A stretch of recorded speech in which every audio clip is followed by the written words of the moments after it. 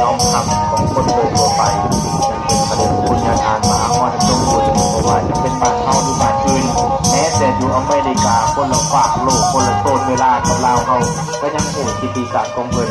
เพราะว่าจะเป็นห้องหมอห้องเรียนถนนหนทางพุทธบอโกศาลาสั่งวัดสั่งมักฆ่าใจเต่าปันเป่ารอล้อมคนผู้การสั่งให้ดูในร้านเขามีความรู้แต่ล้วนแล้วจะเป็นแนวทางหรือนำพาอย่างเช่นการผลิตด็อกเตอร์ที่ไทยยังสามารถใช้คำว่าผลิตด็อกเตอร์เพราะว่าก่อนหน้านี้จะเป็นดีมันก็ลอยเป็นทิศทางเป็นส่วนมากที่หายังผู้มีความรู้ระดับปริญญาเอกเป็นด็อกเตอร์กับผมมีจนยันทานเล็งเห็นแล้วว่าการจากด็อกเตอร์ดำรงมีแววเป็นสมาธิเป็นสามเณรจะแสดงความตัดมีความจำอันเป็นลูกส่งไปเรียนจนจบด็อกเตอร์นี่เรื่องการส่งเสริมในทางการศึกษานอกจากนั้นยังบอกพ่อส่งเสริมให้การศึกษาเปิดวันเป็นอาจารย์บุตรอาจารย์มารีก่อนอุไรอาจารย์เป็นดาเก่งศักดาอาจารย์บุญดอนหลักสะพลอาจารย์ดอนลายศิลป์ใจสวรรค์อาจารย์อื่นๆที่อยู่ในโรงเรียนในน้ำสงตัวนี้ทุกคนจะเป็นผลิตผล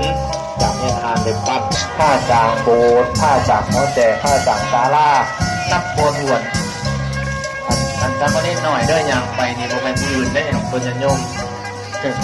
อาจจะไม่เคยบ่นโครงการจำมาเล่นข่าวกระดูหอดตัวหน่อยมันหายอย่าปวดนิดหน่อยวันตัวหน่อยถ้าอยู่3 ปีเกินหายอย่าปวด4 ปีก็ได้หายแม่พอแม่บอกหายมันหน่อยจะมันเหี่ยว